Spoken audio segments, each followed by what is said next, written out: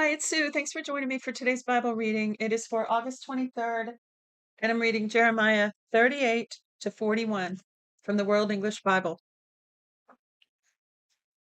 Shephatiah, the son of Matan, and Gedaliah, the son of Pashur, and Jukal, the son of Shelemiah, and Pashur, the son of Malchijah, heard the words that Jeremiah spoke to all the people, saying, Yahweh says, He who remains in the city will die by the sword, by the famine, and by the pestilence, but he who goes out to the Chaldeans will live, and he will escape with his life, and he will live.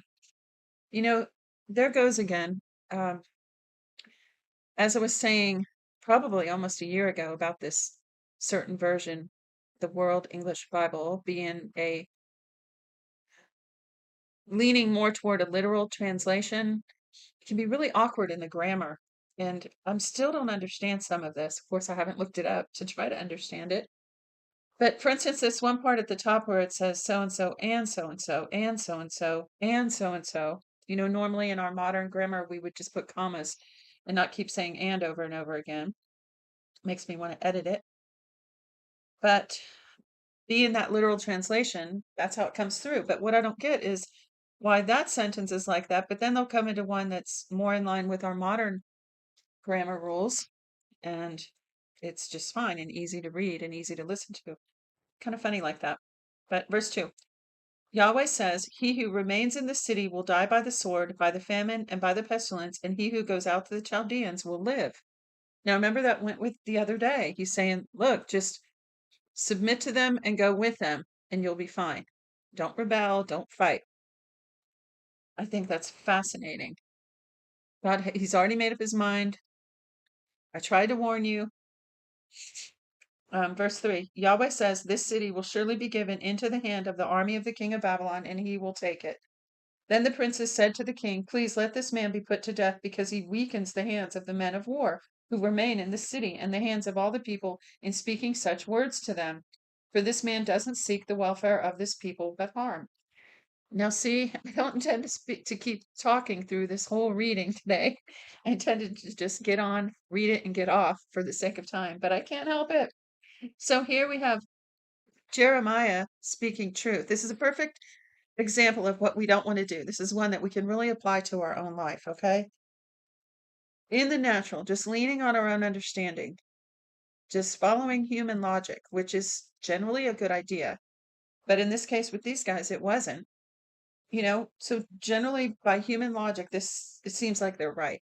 But what does the Bible say? Lean not on your own understanding, but in all your ways acknowledge him, and he will direct your path.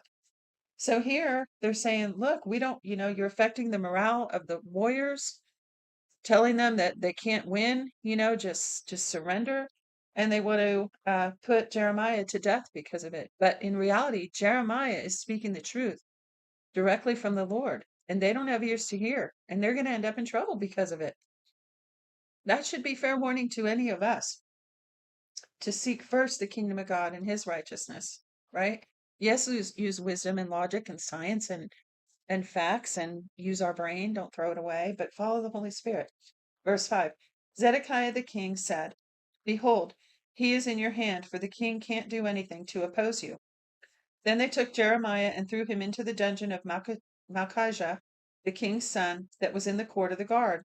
They let down Jeremiah with cords. In the dungeon there was no water, but mire, and Jeremiah sank in the mire. Oh, it's horrible. Sounds like some of those Vietnam prisoner of war camps. Verse 7 Now when Ebed-Melech the Ethiopian, a eunuch who was in the king's house, heard that they had put Jeremiah in the dungeon, the king was then sitting in Benjamin's gate. Ebed-Melech went out to the king's house and spoke to the king, saying, My lord the king, these men have done evil in all that they have done to Jeremiah the prophet, whom they have cast into the dungeon. He's likely to die in that place where he is because of the famine, for there is no more bread in the city. Then the king commanded Ebed-Melech the Ethiopian, saying, Take from here 30 men with you, and take up Jeremiah the prophet out of the dungeon before he dies.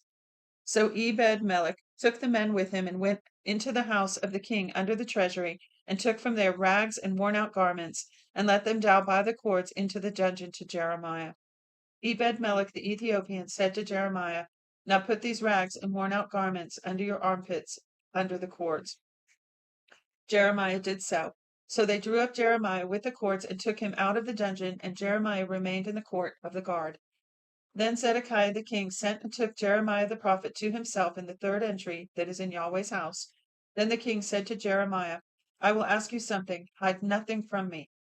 Then Jeremiah said to Zedekiah, if I declare it to you, will you not surely put me to death? If I give you counsel, will you not listen to me? You can imagine Jeremiah was probably pretty ticked by then, probably on the verge of tears, so mad, so angry. I mean, you have to kind of dramatize some of this stuff. This was major tension going on.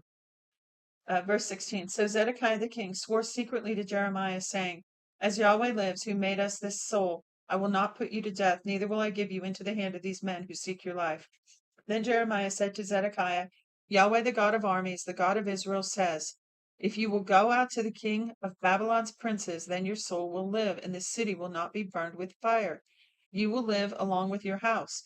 But if you will not go to the king of Babylon's princes, then this city will be given into the hand of the Chaldeans, and they will burn it with fire, and you won't escape out of their hand.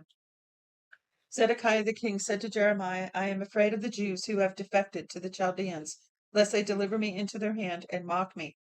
But Jeremiah said, they won't deliver you. Obey, I beg you, Yahweh's voice in that which I speak to you, so it will be well with you, and your soul will live. But if you refuse to go out, this is the word that Yahweh has shown me.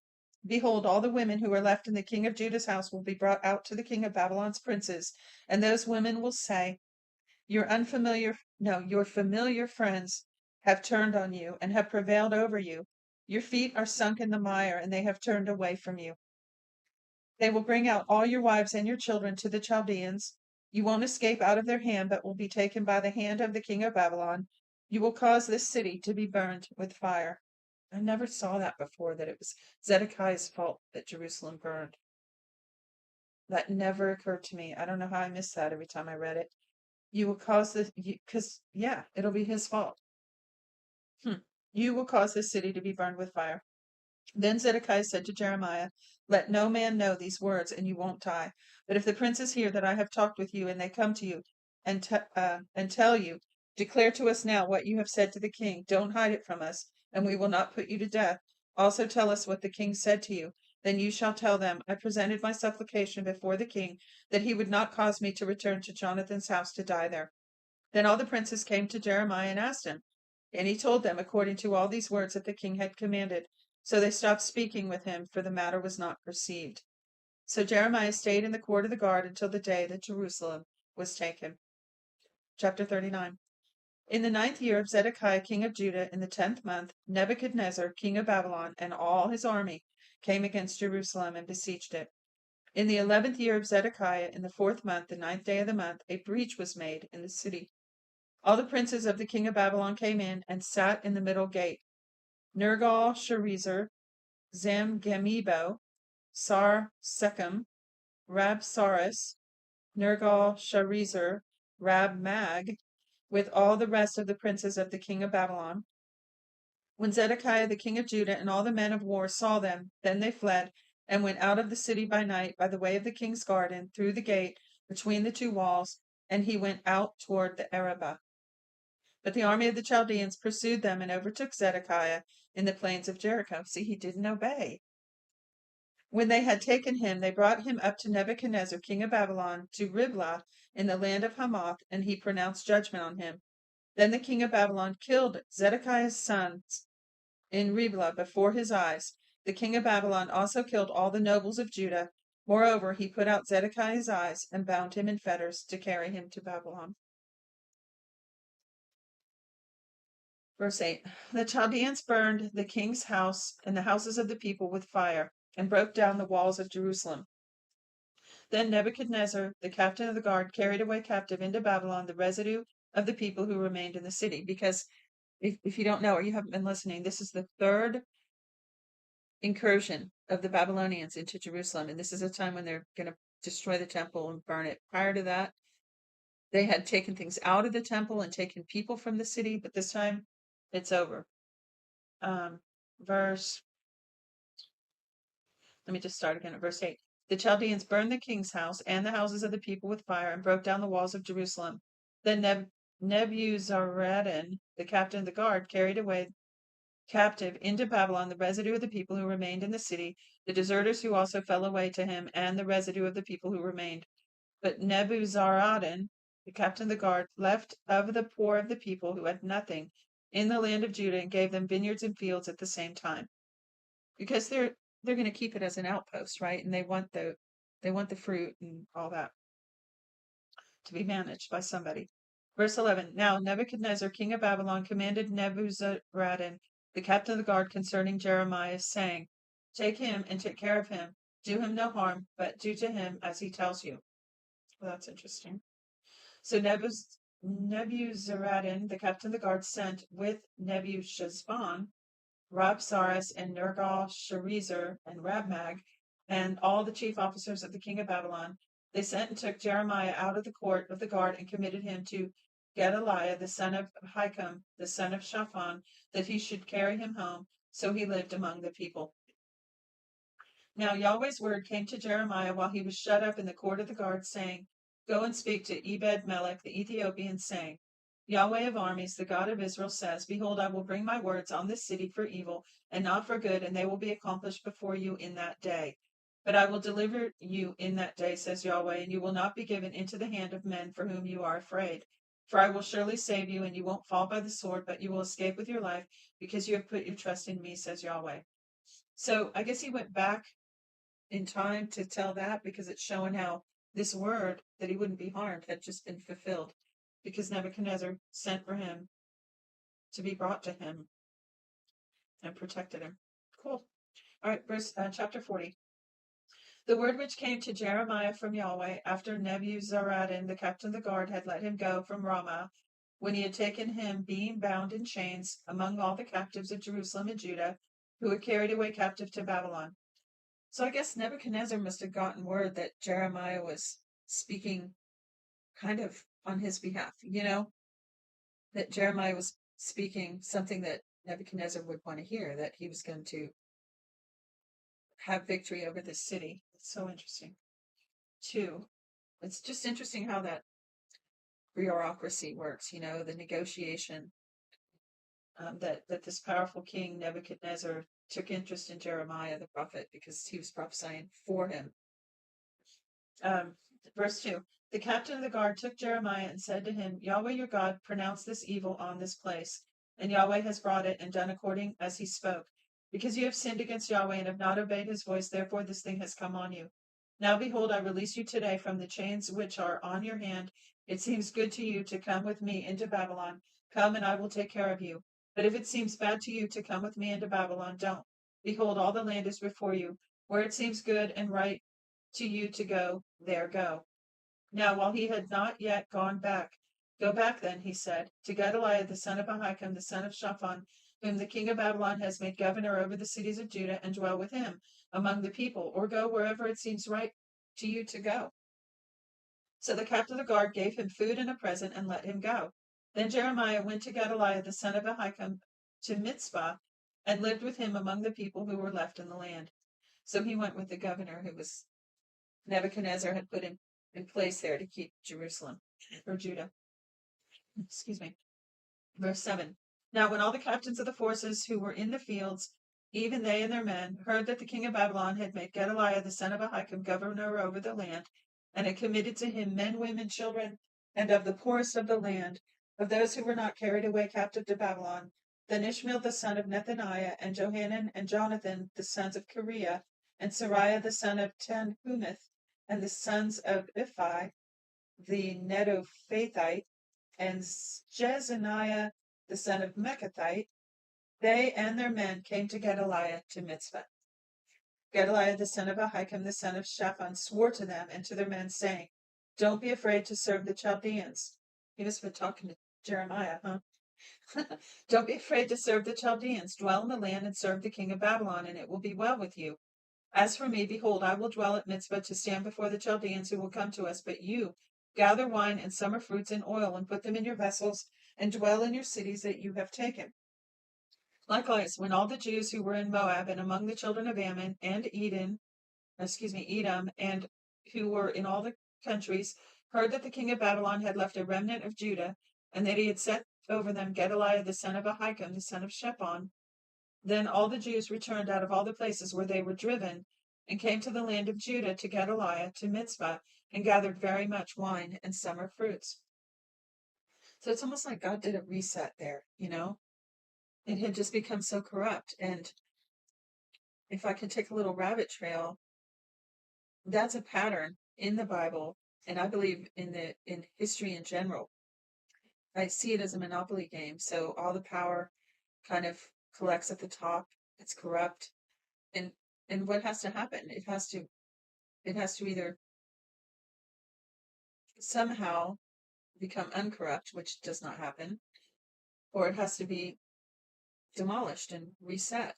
That government has to collapse all the way until the time of the Antichrist, when it'll finally be let go completely to come to its apex. So back to today's reading. Moreover, Johanan the son of Kareah and all the captains of the forces who were in the fields came to Gedaliah to Mizpah and said to him, "Do you know that Baalis, the king of the children of Ammon, has sent Ishmael the son of Nethaniah to take your life?" But Gedaliah the son of Ahikam didn't believe them. Then Johanan the son of Kareah spoke to Gedaliah in Mizpah secretly, saying, "Please let me go, and I will kill Ishmael the son of Nethaniah, and no man will know it. Why should he take your life, that all the Jews who are gathered to you should be scattered, and the remnant of Judah perish?" But Gedaliah the son of Ahikam said to Johanan the son of Kareah, "You shall not do this thing, for you speak falsely of Ishmael." Chapter 41, last chapter. Now in the 7th month, Ishmael the son of Nethaniah the son of Elishama of the royal offspring, and one of the chief officers of the king, and 10 men with him, came to Gedaliah the son of Ahikam to Mizpah, where they ate bread together in Mizpah. Then Ishmael the son of Nethaniah arose, and the 10 men who were with him, and struck Gedaliah the son of Ahikam the son of Shaphan with the sword, and killed him, whom the king of Babylon had made governor over the land. Ishmael also killed all the Jews who were with him, with Gedaliah and Mizpah, and the Chaldeans who were found there, the men of war.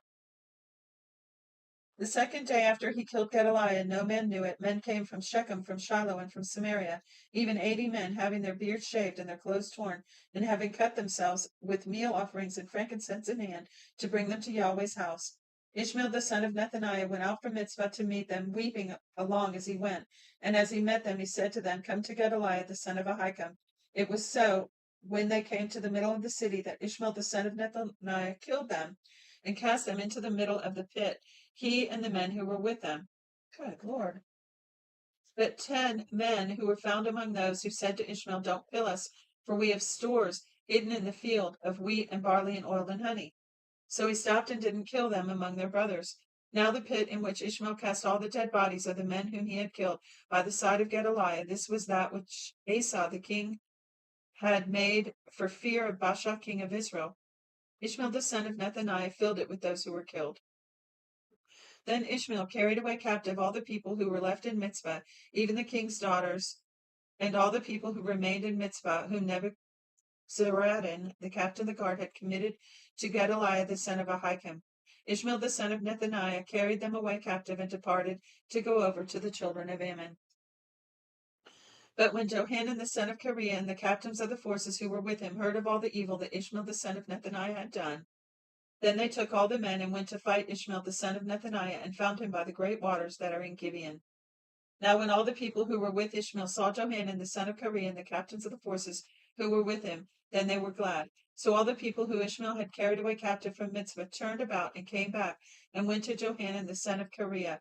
But Ishmael the son of Nethaniah escaped from Johanan with 8 men, and went to the children of Ammon. Then Johanan the son of Kareah and all the captains of the forces who were with him took all the remnant of the people whom he had recovered from Ishmael the son of Nethaniah from Mizpah, after he had killed Gedaliah the son of Ahikam, the men of war, and the women and children, and the eunuchs whom he had brought back from Gibeon. They departed and lived in Geruth Chimham, which is by Bethlehem, to go to enter into Egypt because of the Chaldeans. See, there they go, run into Egypt again. For they were afraid of them, because Ishmael the son of Nethaniah had killed Gedaliah the son of Ahikam, whom the king of Babylon made governor over the land. That is it for today's reading. Thanks for joining me. Be sure to feel free to comment, your thoughts or any knowledge you have about it, um, any discussion that you'd like to have, and check the description for helpful links, including how to get your free 1 year Bible. Till next time, God bless you.